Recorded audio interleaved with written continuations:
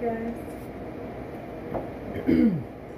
Alright, today I am doing beans, and I'm going to, my lord, my brain is, I have to, I'm going to do dry beans. I'm making dried beans. So right now I'm just getting all of my jars ready. I am washing the rims and lids in the jars, but because I'm doing the pressure canner, you do not have to sterilize your jars when you're doing pressure canning, but you do need to wash them. You don't ever want to use your jars or your lids if they have been sitting in a box or you just got them from the store.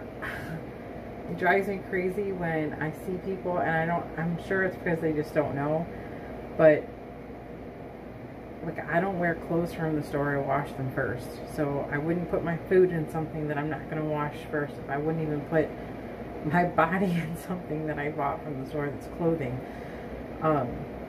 So always wash your lids, your jars, and your rims. When you're water bathing, you do need to sterilize them, but when you're doing the canning, like the pressure canner, you do not have to sterilize them. The high temperature in there will kill off anything that's on them. So I'm doing, I haven't measured them out yet, but I do know that my pressure canner can fit 20 pints. So I'm getting 20 pints ready, and I have something in my eye, of course. I'm going to do pinto beans and just the red kidney beans, and I'm not going to soak them. This is not approved by the FDA or whatever. It's not an approved method, but I've done it before, and I'll do it again, and I've seen many people do it. I've never had a problem. I know that some people say that it causes issues with your stomach when you don't soak your beans, like if you have irritable bowel syndrome or something, it might cause some problems with your stomach, but I've never had any problems, and I had colon cancer. Well, still have colon cancer, just in a different place. So, I don't know. I'm prepping all of this because it's one of the things that I will be eating, just certain things I'm not going to be able to eat while I'm doing chemo, and I know that this is one thing that I will be able to eat, that I actually ate a lot of my first time around with this same chemo. Basically, I lived off of bean burritos and warm Mountain Dew. The chemo that I have to do is called Xeloda, which is a pill form, and then the other one is oxaliplatin, which is infusion through my port. The oxaliplatin also makes everything, anything cold, I'm highly sensitive to. So the last time, I literally could not be in a cold room. I couldn't be, I couldn't touch anything cold. I had to wear gloves or oven mitts to get things out of the fridge and the freezer. And I could not drink anything cold. Anything that wasn't at, lukewarm temperature, it felt like I was swallowing razor blades. So knowing that, I'm getting prepared for things that I know that I could eat, and also nothing tasted good to me. The bean burritos, that was literally bean burritos with no onions. That was literally what I basically lived off of for a while, and I foresee that going into this, that's probably going to be one of the things, excuse me, one of the things that I can count on. So that's what I'm doing, pinto beans and red beans, so that I can have protein and stuff. Anyway, I'm going to wash my jars, and then I will come back and do the next step with you. So I'll see you in a minute. Okay, so now I'm soaking. I just have them in really hot water, and you want to do this, I'm not soaking them, I'm washing them. You want to do this so that you can get any settlement off of them. I mean, look at how dirty this water is getting. It's pretty gross. So you just wish it around, get it dried. And this is the time where you also want to see if there's stuff floating that you can actually grab, like this bean here. Oh, there we go. Any beans like this, you know, it's wrinkly already and it's just really small, just take that out. Or if, you know, you also want to feel for rocks sinking to the bottom. But I'm just going to rinse these off and then drain them in here, and I'm going to do this 3 times. Here's the 3rd wash, and as you can see, the water is a lot cleaner. And this is an example of the beans that I took out. I actually haven't done any research about why people take the ones that are broken in half. I honestly, I don't know. After they soak for a while, sometimes they just break in half because the skins get loose. So I just pulled out the ones that were floating, and any ones that looked like, that looked like this. So, and here's the rest. And if you just keep doing this, turning it around, you'll see if any new ones float to the surface or if anything else needs to come out. These little husks, they'll just go through the strainer. But it looks like it did pretty good about cleaning them. So now I'm just going to strain them one more time, and then I'm going to start canning them up. Okay, so in a pint jar, you're going to do 1/2 cup of beans per jar. So I'm going to go ahead and fill all of these, and then I'll bring you back. I wanted to bring you back for this part. I do have the Presto canner, and on the sides it does have the little lines. So for pressure canning in mine, there's a line down here, but it is also, I believe, 3/4 of water. So I'm just going to let this fill up. I'm going to put a little vinegar in the water so that the jars don't get cloudy. And then I'm going to put this on the stove. And I also have, while I'm doing the beans, I also have water started to boil. So that way I can top the beans off with the water. And when you use the pressure canner, you do want to put a grate at the bottom. If you do not have one of these, you can zip tie a bunch of these together so that they can cover, I've done this before, so that they will cover the whole bottom of the canner. And then you want to set the jars on top of there, but you do not want the jars sitting on the bottom of the canner because it could break your jar. So you want space between it. And also when you're double stacking, you can do the same thing. I've done it before where I double stacked with those, and but you don't want to put the jars right on top of each other. So I'm going to get this going, and I'll bring you back when all my jars are filled. Okay, important step that I skipped because I haven't done this in so long. You want to measure your dry beans before you start this. So if you know that you're going to have 1/2 cup in each jar, then you measure it out beforehand so you don't do this. I had 20 jars because I was going to do 20 at a time.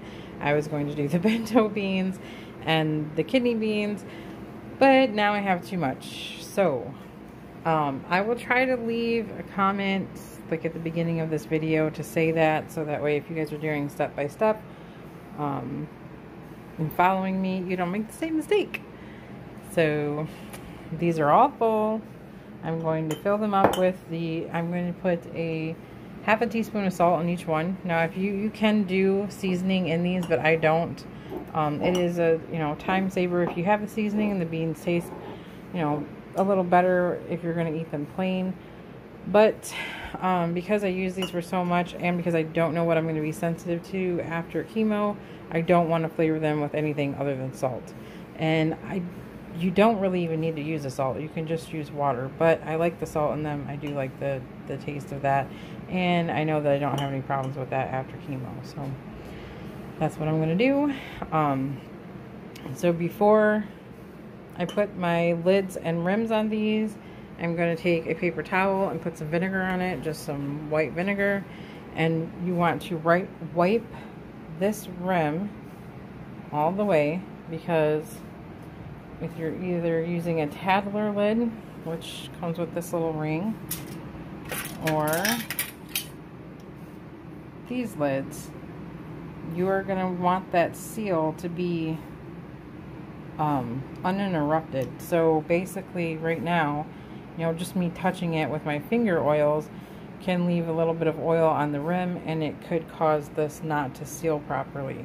So you want to go with the vinegar and wipe down each rim, put the lids on, put the rings on, and you only do the rings finger tight. That means put it on, that's it. Only as much as you can do with your fingers.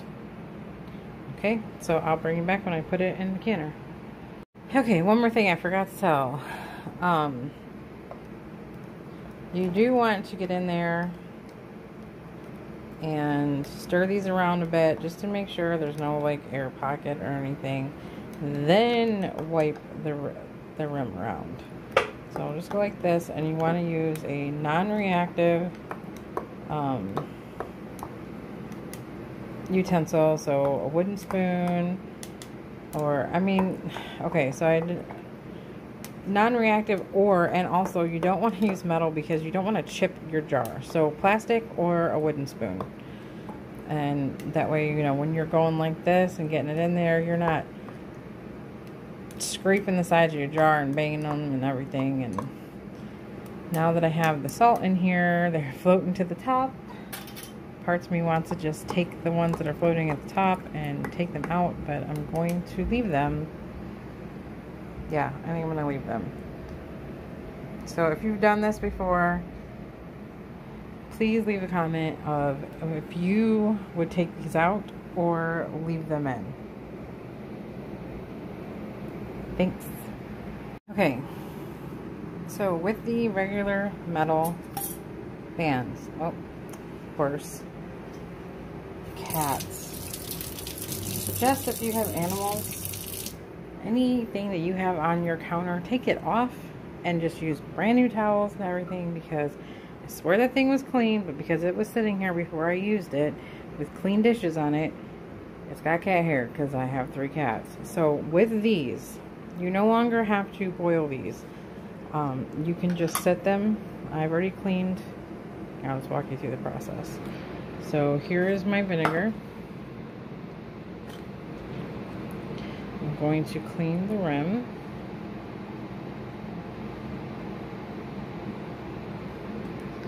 I'm going to put this lid on here.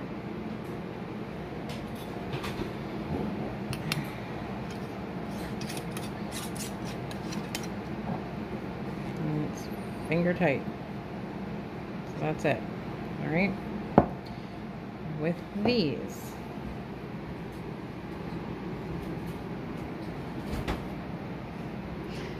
you have to heat them up first. I'm talking on here.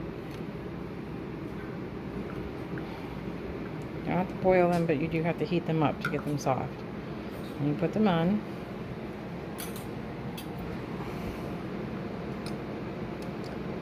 And this is, as soon as the jar starts moving, it is done.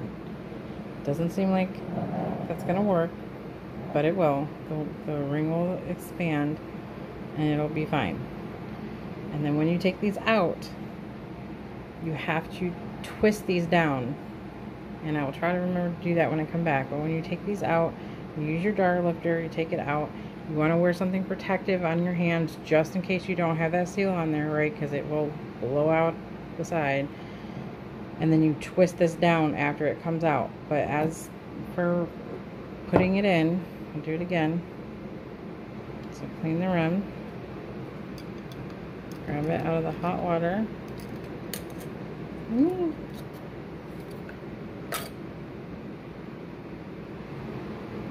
Put it on.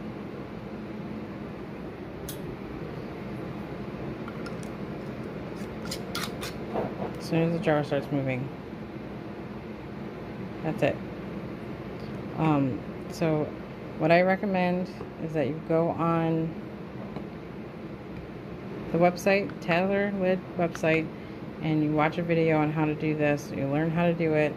It tells directions in the box when you get it how to do it. Just make sure you know how to use these, because you can really hurt yourself with these. They're not like these where you can just put it on, tighten the lid, and finger tight, put it in, you're done. You have to follow the steps with these, or you can risk burning yourself or your food not properly sealing. Okay?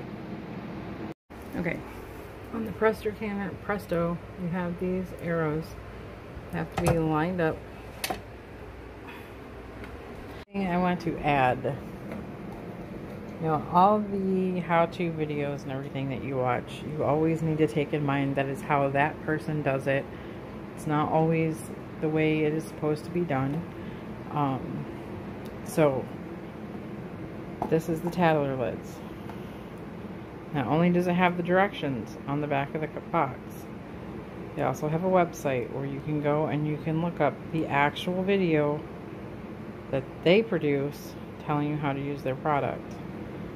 Also with the canners, tells you everywhere, read instructions before operating. Know how to use your machine before you use it. It is a good idea to get on videos just to see how people, so you can get a general idea, so you know, like if it says weighted gauge or weighted now I got my words mixed up. You know, if someone's going to tell you, if someone says pressure canner and you've never seen a pressure canner before, you would know what it is because right here. But then it is your responsibility to find the owner's manual, which is what I have out every single time I use it, just to reference and make sure I don't ever go by memory. But this also has a website, and I bought this a while ago, so it probably has updated information on their website. This has recipes, but it also has a how-to right in the beginning. It tells you everything about your canner, so know everything about it before you start this. Reference the website that you bought your canner, you know, the brand. Reference their website for correct instructions on how to use it, because some people find little loopholes and they take a chance and they do things like with the dried beans and not soaking them first. You know, according to the FDA, you're not supposed to do that. You know, they're ball canning. I don't even know who's against it, to be honest. But, you know, you're supposed to soak them and do all the steps and stuff. But I have found that when you soak them first, they just turn mushy. So, because where I am, they have to be in here for 75 minutes. That is more than enough time and heat to cook. So they'll be fine. They will come out fine. They won't be mushy. They'll be perfect. But I have to let this vent. Once it vents, you have to let it vent for 10 minutes, and then you put the weight on here, which is this. Some people have the weighted gauge, and it rocks back and forth. Like it has spots that you put on, and it actually will rock back and forth at that pressure to help this maintain its pressure. With mine, you put that on there, and it only rocks when it reaches 15, so that it doesn't, you know, go into the danger zone. And that's just an emergency. I can't even think of what the words I'm trying to say. I'm so tired. It's not even 4 o'clock in the afternoon. Oh, almost 4 o'clock. Anyway, you let this vent for 10 minutes, put the cap on there, bring the pressure up to 11 or 10. Sorry, I need to do it at 10 where I am. That's another thing that you need to look for is altitudes. Now, in a recipe book, like mine says, I have to put it 10 pounds of pressure for 75 minutes. Now, if you go in your book, it will tell you, of course I didn't ear the page,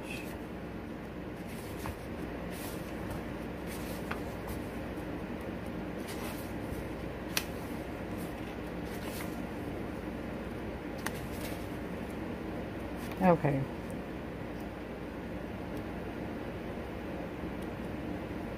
I don't know where it went. In here it does tell you, according to your altitude, you need to adjust the poundage, like the pressure according to your altitude. And there is a chart in this book. I'm just not going to sit here and thumb through it while I'm filming. But in your owner's manual, it should always tell you according to your altitude. And now to find your altitude, I used Google and just put in where I am, and it told me what my altitude is, and I am under 1,000 feet. So I can just go by the recipe and not have to add anything to it. So it's 10 pounds for 75 minutes. And this is going to take a while to vent because I am using the smaller burner. I noticed on this, God, my stove is a mess, sorry. I noticed on the power burner, even on low, it wasn't keeping a good pressure. So it just kept rising and rising. So I had to move it back to this burner. And you should never move your canner once you have it started, because the jars can shift in there. You could do a lot of damage to yourself, your jars, the canner. So you don't want to move it. So even though I have to wait longer on the smaller burner, this is what I'm going to have to do. But you want to bring it up to 10 pounds of pressure, and it has to maintain that. You don't want it falling down, rising up, falling down, rising up. You want it to maintain on 10. So I have learned that on that back burner, if I turn this to right there, it maintains it the whole time. So I just have to wait longer for the water and stuff to heat up. Now, I did not heat up the water ahead of time because the jars, like I didn't start boiling water. It was warm, but it wasn't like super hot because the jars were not super hot, and I didn't want to break the jars. So I just brought it all up to temperature at the same time. That way I don't break any of the jars, because it really sucks when you put all this work into it and then you open it up and jars are broken. So that's another comment that I would like. If you find a busted jar inside your canner, do you throw everything away? Or do you just, if something is sealed? Because I threw everything away because I was worried that glass shards would be inside the other cans, the other jars. So I literally just threw everything away. And that was some years ago. I haven't had that happen again. So knock on wood, that doesn't happen today. So I'll bring you back at the end when everything is done. I don't think I'm going to be able to show you how to do the Tattler things because I don't have the proper equipment to record myself, and it's just too nerve-wracking because it is something that it's just something that you have to really pay attention to, and I don't want to hurt myself. I don't want to get burned. But I will bring you back when they're all done on the counter and everything's good to go.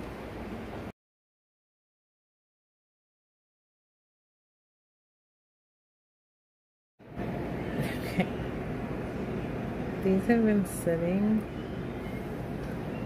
for quite some time, at least an hour, and they are still boiling. So that you don't overfill, because they're still cooking away.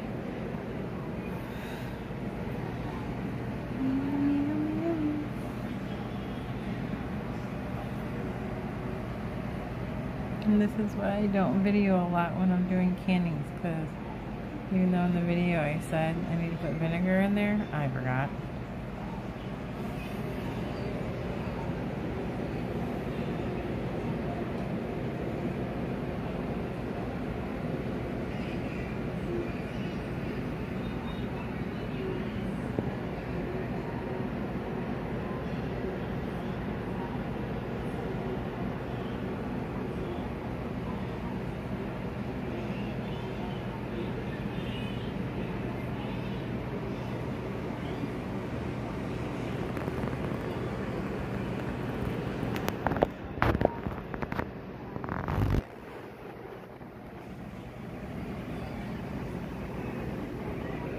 Also, what I did today, peaches in the dehydrator, and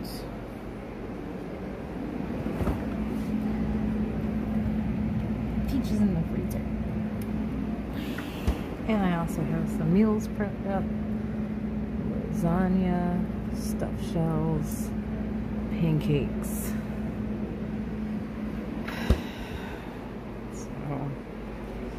I think everything's taken care of. I wish I could have gotten to these, and I might get an extra boost of energy later to keep doing it, but I don't know. I really wanted to get these done because it'll be chilly making time soon, but we'll see. Okay, thanks for watching.